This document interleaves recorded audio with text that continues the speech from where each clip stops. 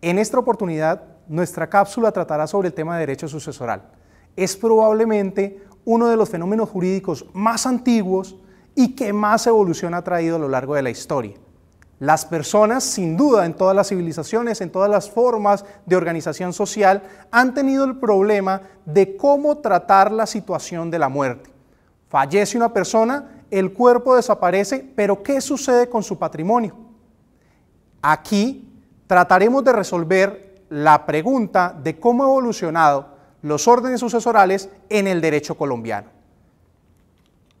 Miraremos tres marcos jurídicos importantes: el régimen original del Código Civil colombiano, adoptado mediante la Ley 57 de 1887, el régimen jurídico adoptado mediante la Ley 45 de 1936 y nuestro actual régimen, el que está enmarcado en la Ley 29 de 1982.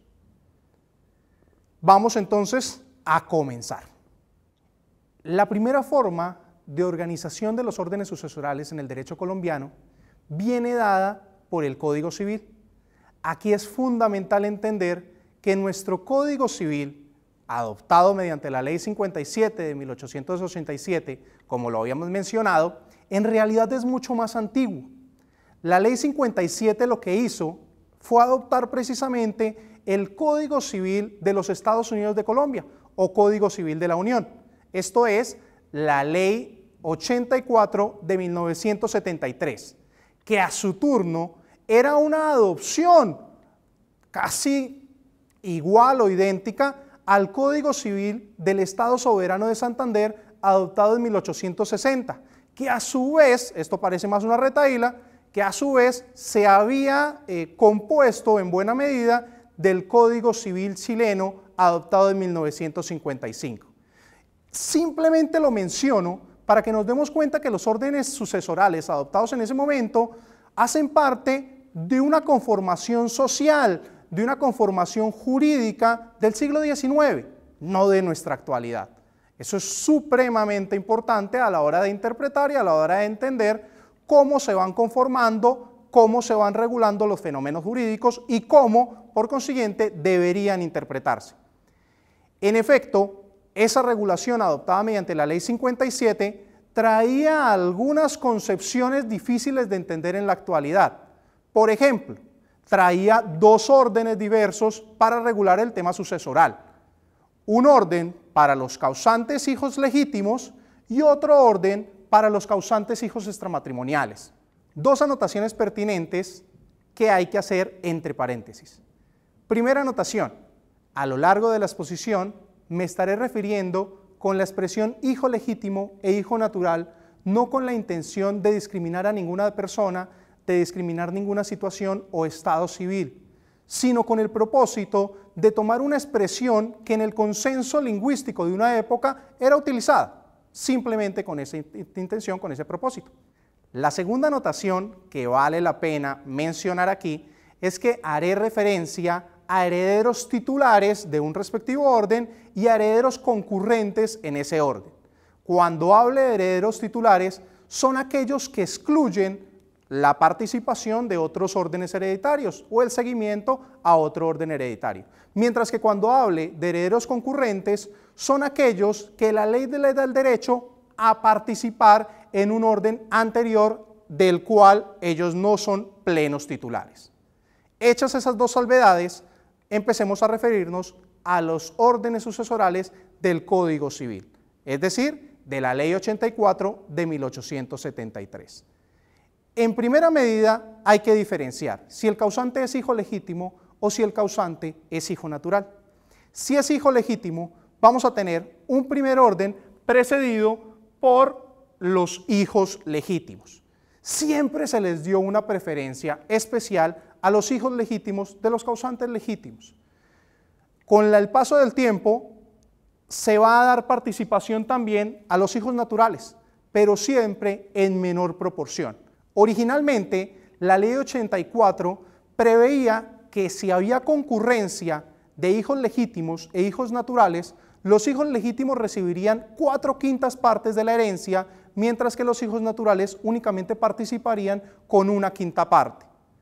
La Ley 57 de 1887 así lo entendió.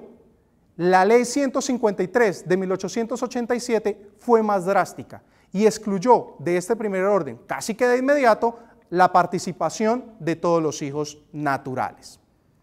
El segundo orden hereditario preveía como herederos titulares a los ascendientes legítimos del grado más próximo y como herederos concurrentes a los hijos naturales y al cónyuge supérstite. Si había participación únicamente de los ascendientes, pues ellos iban a repartirse la herencia por cabezas. Pero si había concurrencia, los hijos naturales o el cónyuge, cualquiera de los dos que se presentara, ellos iban a participar con una cuarta parte. Y las 3/4 partes restantes irían por cabeza a repartirse entre los ascendientes legítimos del grado más próximo. Si había, tercera casuística, participación tanto de ascendientes como de hijos naturales como de cónyuge, los hijos naturales y los cónyuges, cada uno de ellos les iba a corresponder 1/5 parte y 3/5 partes iban a repartirse por cabeza entre los ascendientes legítimos del grado más próximo. El tercer orden sucesoral correspondía ahora a los hermanos legítimos, pero podía participar también como herederos concurrentes el cónyuge y los hijos naturales. Si solo había hermanos legítimos, estos se repartirían la herencia por cabezas, pero si había la participación de los otros, iban a repartirse por porciones iguales. En el caso de que estuvieran hermanos legítimos e hijos naturales o cónyuge, 50% correspondería a cada uno de ellos. Y en caso de que los 3 personajes o las 3 categorías estuvieran colmadas, entonces íbamos a repartir 1/3 parte a cada una de ellas. El cuarto orden hereditario del Código Civil vendría ahora sí como titulares los hijos naturales y el cónyuge. Si solamente había uno de ellos, pues iba a quedar la totalidad en cabeza suya. Pero si compartían la herencia, pues 50% correspondería a los hijos naturales y el 50% restante al cónyuge supérstite. El quinto orden iba a corresponder a los colaterales. ¿Hasta qué grado? Hasta el 8º grado de consanguinidad. Posteriormente se ampliaría hasta el 10º grado de consanguinidad y más adelante se excluirían varios grados y se quedaría en el 4º grado. Ello duraría mucho tiempo sin cambiar. Ya lo mencionaremos más adelante. El sexto orden, finalmente, cuando no hubiera quien entregar herencia, pues iba a haber participación y la sucesión iba a quedar en cabeza del fisco, entendido como una entidad pública del orden nacional. Les decía yo que la herencia del Código Civil originalmente preveía una sucesión para los causantes hijos legítimos, pero otras reglas para los causantes hijos naturales. En el caso de los hijos naturales, en el primer orden de la herencia del causante hijo natural, vamos a tener como herederos tipo, como herederos titulares, a los hijos legítimos. Y en el segundo orden vamos a encontrar con exclusividad a los hijos naturales. El tercer orden va a prever a los padres naturales. Fíjense que aquí no hablamos de ascendientes más próximos, hablamos exclusivamente de los padres naturales. Y podría haber concurrencia como heredero el cónyuge. En ese caso el cónyuge va a recibir 1/4 parte de la herencia, mientras que 3/4 partes se repartirán entre los padres naturales. El tercer orden de la herencia va a corresponder a los hermanos y si hay participación del cónyuge, pues él asistirá o ella asistirá como heredero concurrente del 50%. En el quinto orden, a falta de herederos, sucedería el fisco. Acá se puede notar otro vacío legal que existía en la normativa. ¿Qué pasaba si no habían hermanos, pero había cónyuge? Acuérdense que habíamos dicho que el cónyuge en el cuarto orden era un heredero concurrente. La norma no tenía nada previsto. Suponemos que heredaría el cónyuge y no el fisco en una especie de orden intermedio. El quinto orden pertenecerá al fisco sin más contar. Hay unos cambios que acontecen con la llegada de unas leyes posteriores a la Ley 57 de 1887. El primer cambio que hubo consistió en reemplazar al fisco por el municipio de la vecindad del decuyus, y eso se mantendría hasta más o menos la década del 60, cuando entre a participar el ICBF. El segundo marco jurídico al que haremos referencia es el que trae la Ley 45 de 1936. Acá también hay una diferencia clave entre hijos legítimos e hijos naturales, siendo causantes unos u otros. Pero la diferencia es mucho más leve que la que venía originalmente en el Código Civil. Vamos a comenzar entonces. En el primer orden hereditario encontraremos como titulares de este orden a los hijos legítimos. Pero si había concurrencia con los hijos naturales, había una regla. El hijo natural siempre iba a recibir la mitad de lo que correspondería a uno de los hijos legítimos.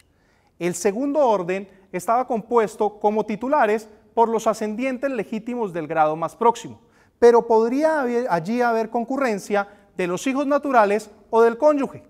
Aquí está más o menos la casuística desplegada. Si solo había ascendientes legítimos, haremos un reparto por cabeza. Pero si había ascendientes legítimos e hijos naturales, conservaremos la misma regla. No así si había ascendientes legítimos y cónyuge. En ese caso, corresponderá 50% al cónyuge y 50% a los ascendientes. Podía presentarse una cuarta casuística, que haya ascendientes, que haya hijos naturales y que haya cónyuge. En ese caso, corresponderá una cuarta parte al cónyuge y lo restante lo repartiremos por cabeza entre ascendientes e hijos naturales. El tercer orden va a estar conformado por los hijos naturales y por el cónyuge. Si concurren ambos, pues entonces repartiremos 50% y 50%. El cuarto orden estará conformado, ahora sí, como heredero titular, los hermanos legítimos y el cónyuge. De nuevo, si hay concurrencia de ambas categorías, pues repartiremos 50 y 50. El quinto y sexto orden permaneció en cabeza, el quinto, de los colaterales, bajo la regla de la Ley 60 de 1935 hasta el cuarto grado de consanguinidad. Y el sexto orden, es decir, a falta de colaterales, pues va a permanecer en cabeza del municipio de la vecindad del de Cuyos. Finalmente, el último marco jurídico en materia sucesoral es el que actualmente permanece vigente, el que trae la Ley 29 de 1982. Allí ya no hay ninguna distinción entre hijo natural e hijo ilegítimo. Lo que sí habrá es la participación de alguien que habíamos extrañado, los hijos adoptivos. En un principio vamos a tener una regulación bastante diversa venida de la Ley Quinta de 1975, pero con el paso del tiempo vamos a estandarizar los órdenes y vamos a decir que todos los hijos se repartirá la herencia por igual. Los hijos legítimos, hijos naturales, hijos adoptivos plenos e hijos adoptivos simples, que era una figura venida precisamente de la Ley Quinta, va a decir que todos se reparten por igual, ya no va a haber ninguna distinción en el primer orden sucesoral. En el segundo orden sucesoral, la cosa se nos pone un tanto caótica mientras permanece la diferencia entre adopción simple y adopción plena, que va a finiquitarse después del Código del Menor de 1989 y que se mantendrá vigente en la Ley de Infancia y Adolescencia únicamente como una forma de adopción. Pero mientras subsistía la adopción simple y la adopción plena, hay una casuística mucho más extensa por narrar. Si en el segundo orden debía repartirse la herencia, era porque habían allí ascendientes del grado más próximo. Pero en el caso de que hubieran padres adoptantes simples, cuando había el fenómeno de la adopción simple, pues ellos también participarían allí, todos repartiéndose la herencia por cabeza. Podía ocurrir que el cónyuge participara como heredero concurrente en ese segundo orden y que compartiera la herencia con los ascendientes del grado más próximo. Nuevamente la regla era repartir por cabeza. La casuística 3 y la casuística 4 hoy en día no toca, pero sí hay que entenderla como fenómenos en donde había concurrencia entre padres de sangre y padres adoptantes simples. Allí los padres de sangre, los padres biológicos, recibían una porción porque la ley así lo asignaba. Igual sucedía cuando compartían padres de sangre, padres adoptantes simples y cónyuge. 50% iba a corresponder para el cónyuge, y el otro 50% se iba a repartir, un 25% para los padres de sangre y un 25% para los adoptantes simples. El tercer orden permanecerá compuesto por los hermanos y por el cónyuge. Aquí el cónyuge sí es heredero titular, junto a los hermanos. Si es tan solo uno de los dos, pues se llevará el 100% de la herencia o se repartirá por cabezas en el caso de los hermanos. Si concurren ambos personajes, pues repartiremos 50 y 50. El cuarto orden, ya no hablaremos de los colaterales hasta el cuarto grado de consanguinidad, sino que hablaremos exclusivamente de los hijos de los hermanos, de los sobrinos. Vamos a limitar en esa figura el cuarto orden hereditario. Y el quinto orden, a falta de todos los herederos, pues quedará en cabeza del ICBF, después de la Ley 75 de 1968. Acá es importante también aclarar que cuando se trate de predios rurales, la competencia no estará radicada en el ICBF, sino que en la década del 90 se radicó exclusivamente en el INCORA, sustituido hoy en sus funciones y competencias por el INCODER. Esas son más o menos las reglas que trae toda la regulación civil a lo largo de los 2 últimos siglos.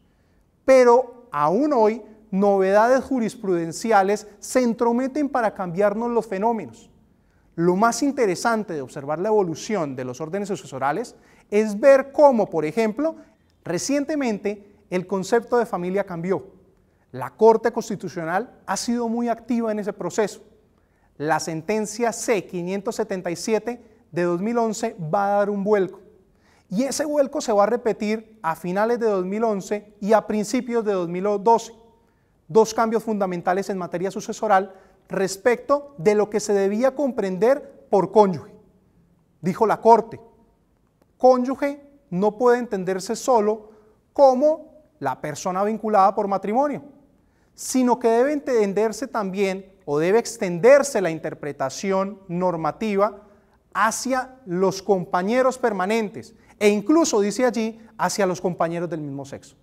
Hoy en día eso lo entendemos muy fácilmente, pero ha sido un proceso muy complejo para poder percibirse así. La familia no es la que reguló el Código Civil en el siglo XIX. La familia es lo que hoy se entiende por familia. Ello nos lleva a otra moraleja o a otra deducción, y es que los institutos jurídicos dependen de la historia y dependen de la sociedad. De acuerdo a cómo evolucione la sociedad, de acuerdo a cómo se moldee la sociedad, los fenómenos jurídicos van a repetirse, van a reacomodarse y van a regularse. Amanecerá y veremos. Veremos precisamente cómo siguen evolucionando los procesos sucesorales y cómo sigue evolucionando esa comprensión de familia que antaño en la época de Justiniano se decía simplemente que la sucesión era como el amor, que primero descendía, luego ascendía y finalmente se extendía. Repito, amanecerá y veremos.